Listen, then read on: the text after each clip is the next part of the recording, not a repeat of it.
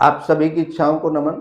अभी हमारे साथ हैं श्री वीरेंद्र पूनिया जी, जिनकी अपनी एक फैक्ट्री है और उस फैक्ट्री के माध्यम से लोगों को अपनी सर्विस देते हैं, यानी एक बिजनेसमैन है। किसान घर में पैदा हुए हैं और बड़े सहज और ज्ञानवान व्यक्ति हैं।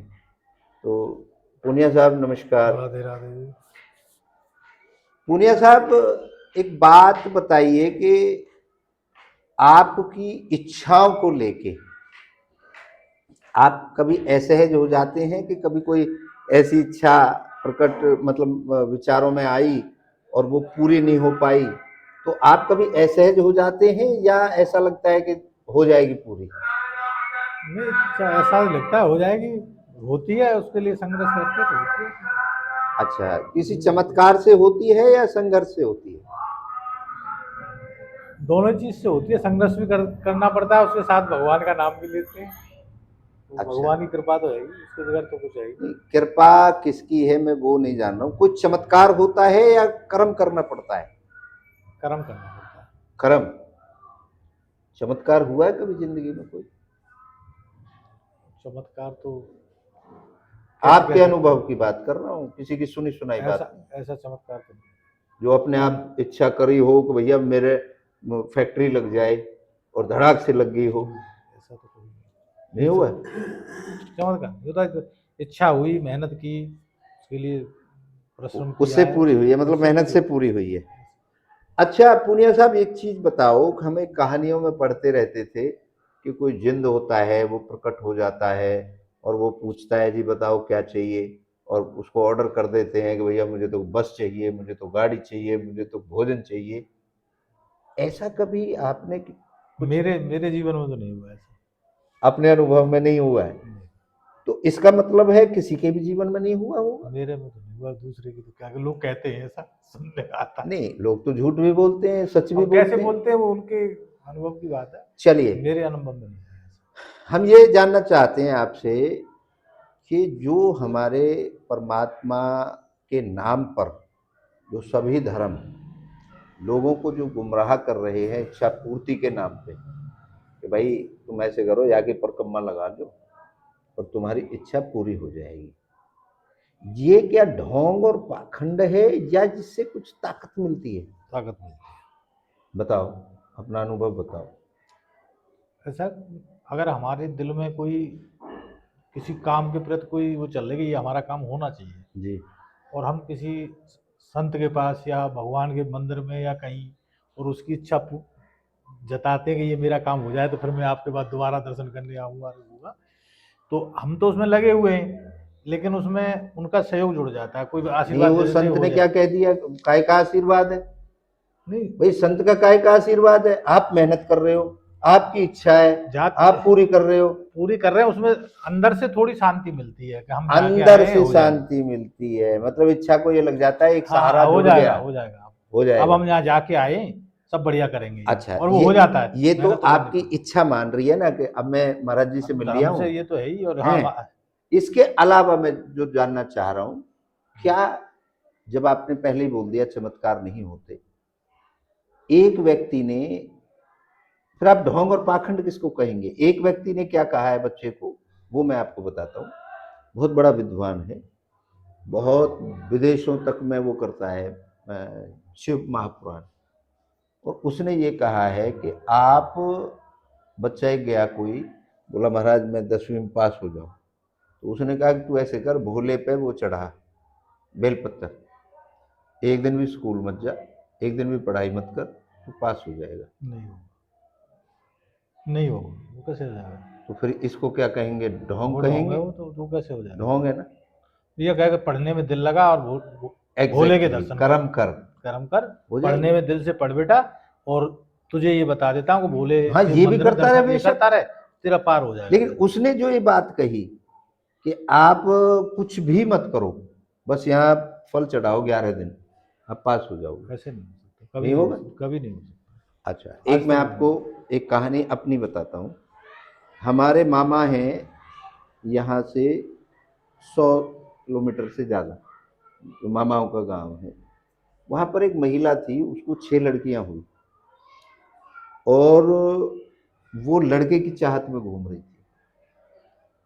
तो किसी हमारे जैसे के पास आई, उसने कहा भाई बलि देनी पड़ेगी बच्चे की, किसी का लड़का उठा लाओ, बलि दे दे, उससे बच्चा तेरे को लड़का हो जाएगा।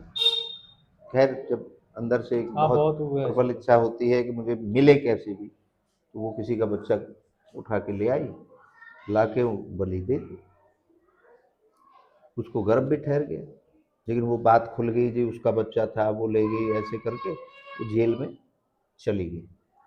जेल में उसमें बच्चा हुआ उससे, और वो लड़की हो गई। तो इसका कनेक्शन नहीं ये तो ऐसा कभी नहीं होता।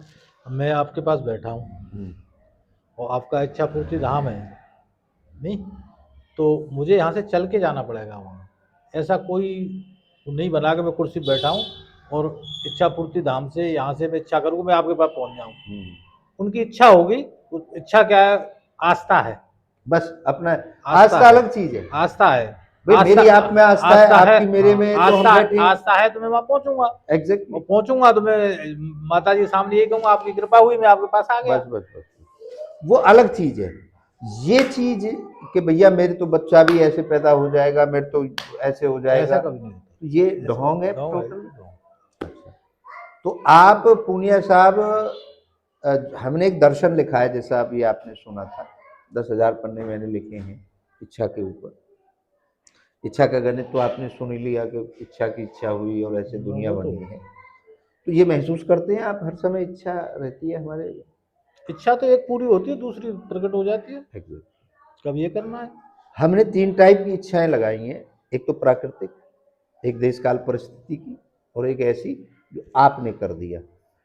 आप जब फैक्ट्री लगाना चाहते थे तो आपके रिश्तेदारों ने, यार दोस्तों ने, सबने कहा होगा अरे तुम्हारे बस की ना है, ऐसे थोड़ी होता है, वो तो पैसा वाले लगावे, फलाना करें, ढिमका करें। आपके अंदर एक प्रबल इच्छा थी कि मुझे एक फैक्ट्री लगानी है। मेरा तो पार्टनर भी छोड़ के चला गया था, मैं बोला वही मुझे कह बस रहा में नहीं हूँ, आता। फिर मैंने ये तुम्हें नहीं करना, मुझे करना है।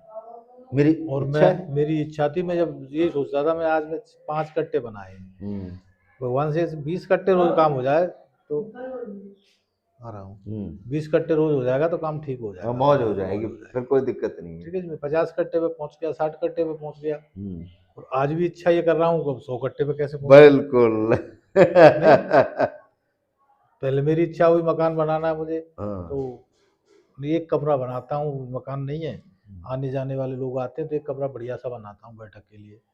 और जब एक शुरू हुआ फिर उसमें धीरे धीरे कि ये बरांडा बना लेते हैं यहाँ, फिर यहाँ जीना निकाल लेते हैं, यहाँ ये होता है, ये डबल स्टोरी हो गया।